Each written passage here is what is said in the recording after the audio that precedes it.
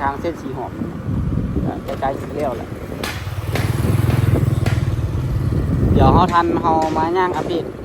ทางในบนโซนเซ็นเตอร์พอยต์สีหอมเนาะว่าเป็นแบบไหนแล้วเนาะบนนี้ยังบุเฮ็ดทำบนนี้คือว่าเฮ็ดเป็นอาชีพเนาะ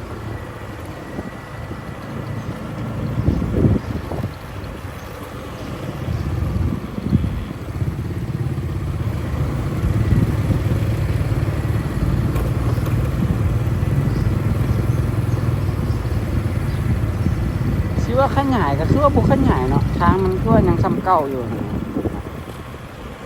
ทักทายสบายดีทุกคนเนาะวันนี้เราสีมาอัปเดตเนาะเส้นทางสุพรรณวงศ์เนี่ยทุกคนเนาะหลังจากที่เราถ่ายไปประมาณ2-3 อาทิตย์เนาะเราจะกลับมาถ่ายอัปเดตให้ทุกคนได้เบิ่งเนาะว่าเส้นทางที่นี่เนาะแล้วก็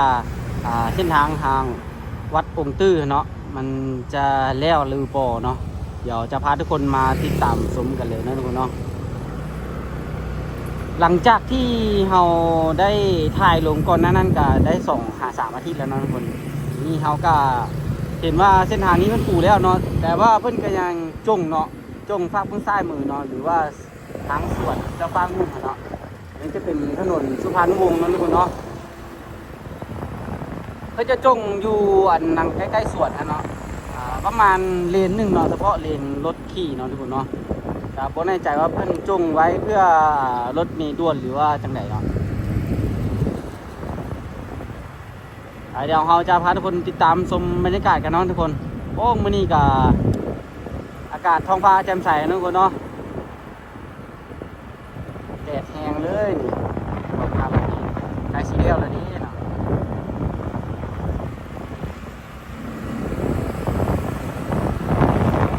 รถลากรถ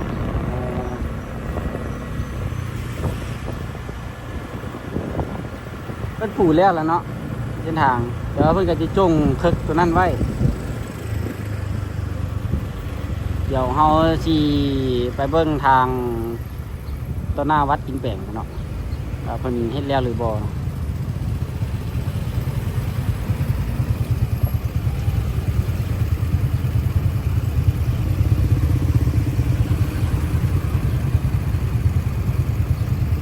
เดี๋ยวถ้าไฟเขียวจังนั้นทุกคนเนาะบ่ทางหน้านี่ทุกคนทางหน้าบนมันสีเส้นทางมันต่างๆกันนะทางหน้ามันจะเพิ่นจงคึกไว้นะหัวเพิ่นจงคึกไว้เพื่ออย่างนั้นจงหลายเติบได้หั่น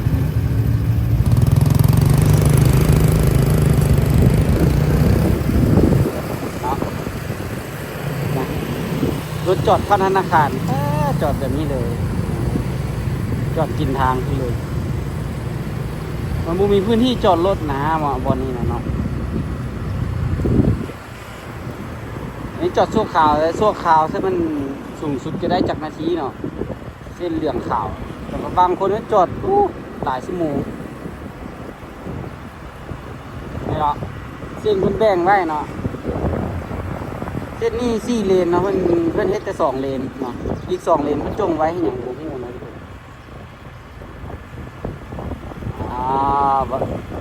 มาแล้วเนาะเพิ่นจงเฮ็ดบรรจุใส่เส้นทางอยู่ต่อหน้าวัดอินแปลงนี่แหละเนาะจุแท้เนาะเบื้องซ้ายเบื้องขวานี่เนาะบอน4 แยกนี่นะเพิ่นจะเฮ็ดฮอดไสนะ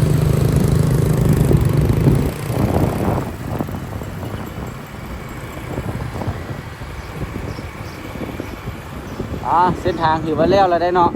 แล้วปุ๊บนี่ก็รถจอดปั๊บเลยได้เนาะทางเบื้องซ้ายมือเนาะตอนเฮามาถ่ายให้กำลังเฮ็ดอยู่นะอันนี้ก็ถือว่าแล้วสำหรับเส้นทางเนาะ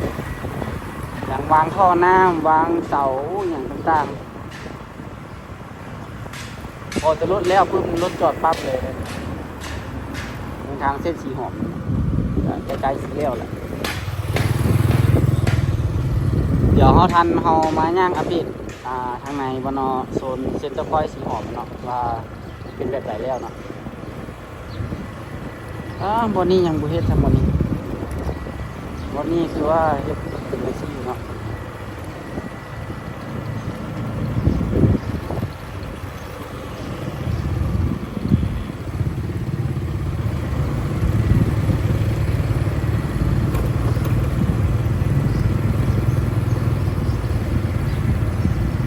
ว่าขยายก็คือว่าบุขยายเนาะทางมันก็ยังซ้ำเก่าอยู่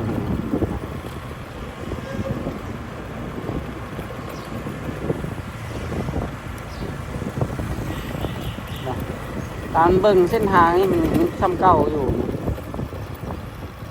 วางห้องน้ำ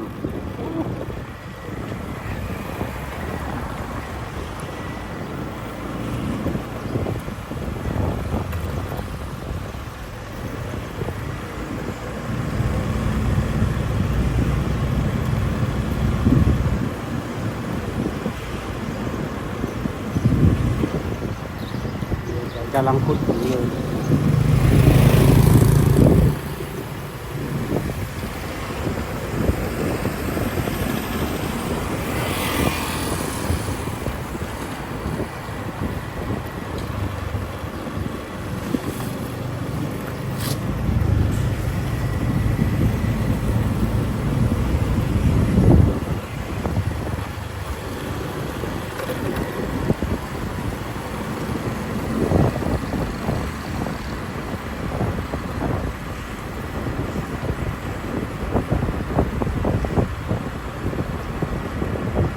ก็ยัง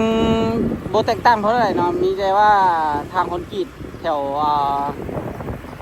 หน้าวัดอินแปลงมาก็ถือว่าเลี้ยวแล้วทางสองเส้นเนาะอาจจะมีบางจุดที่ยังโบเลี้ยวเนาะเรื่องซ้ายมือยังโบเลี้ยวแต่ว่าตามที่หลังจากกายทางสีหอกขึ้นมานี่ก็ยังคือเก่าเนาะทุกคนเนาะก็บ่ค่อยมีการเปลี่ยนแปลงอย่างหลายเนาะจะมีแต่นี่แหละเนาะใกล้ๆกับสามแยกหอคำเนาะกำลังเนาะกำลังน่าจะปูคอนกรีตเนาะสามแยกหอคำ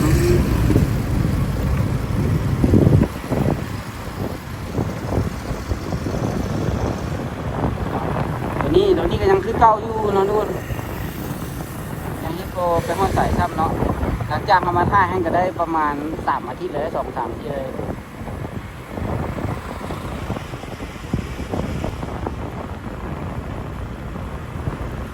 คิดว่ายังดุนนั่นแหละเนาะ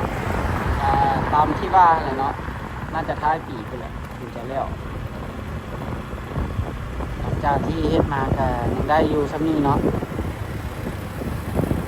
โอเคจะโค้งทางของหมอสุดคือเก่าเนาะ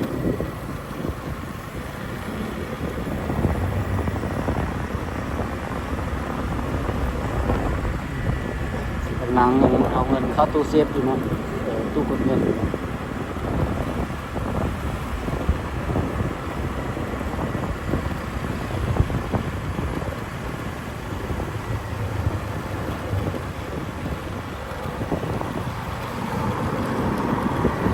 ช่วงนี้บ่ค่อยได้อัพคลิปลงเลยนะทุกคนเนาะจะขาดไป2-3 อาทิตย์เดี๋ยวต่อไปนี้ก็จะเริ่มถ่ายกลับมาปกติแล้วเนาะจะเริ่มอัพคลิปลงปกติแล้วเนาะ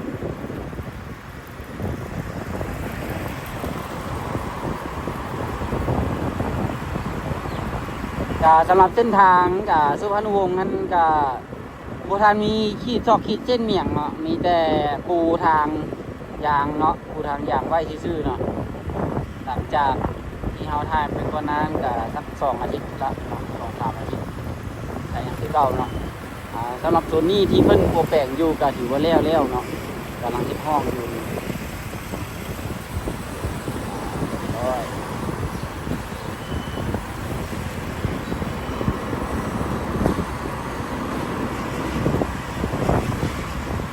ส่วนเบียดนี่ล่ะการก็มันรถจอดหลายว่า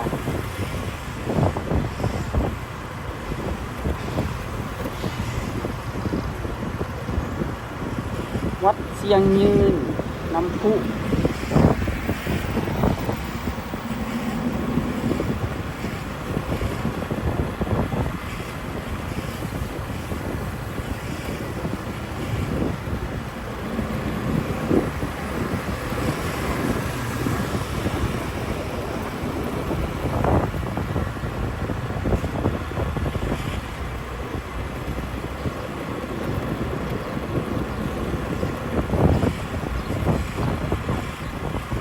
ตอนนี้เราก็จะฮอดเส้นแคมป์ของแล้วเนาะดูเส้นถนนคนเดินนะทุกคน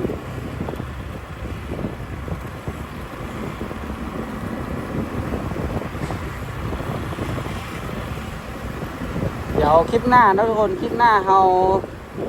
จะไปถ่ายทางเส้นทางเลขที่13ตั้งแต่ไฟแดงดงโดกดอนหนุนเมื่อไหร่เนาะจะอัปเดตเส้นทางมา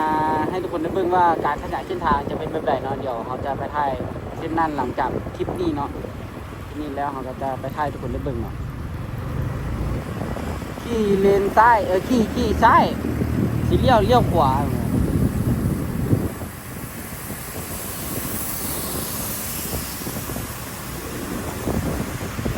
นี่ก็เป็นบรรยากาศทาง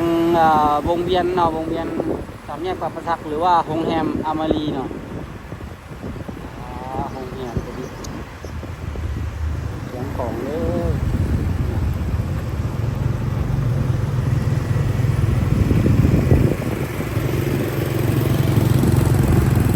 ตามประเทศที่เราจัด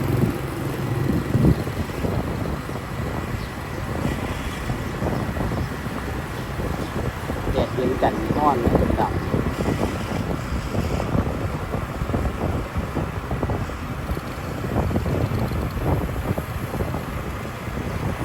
ก็จะประมาณนี้นะทุกคนกับการอัปเดตเส้นทางสุพรรณวงศ์เนาะหลังจากที่เราได้ถ่ายไปประมาณ2 อาทิตย์นั่นเองการจะประมาณนี้ก็สำหรับเส้นทางที่ต่อหน้าวัดอิฐแก่งก็ยังโบแล้วเนาะก็ถือว่าทางมันกิจดินก็ได้แล้วเนาะถือว่าเทแล้วสองเส้นทางเนาะแต่ว่ายังให้เที่ยวเส้นเดียวอยู่คือเก่าเนาะแต่ยังบุทันเปิดให้เที่ยว2 เลนเท่าเนาะ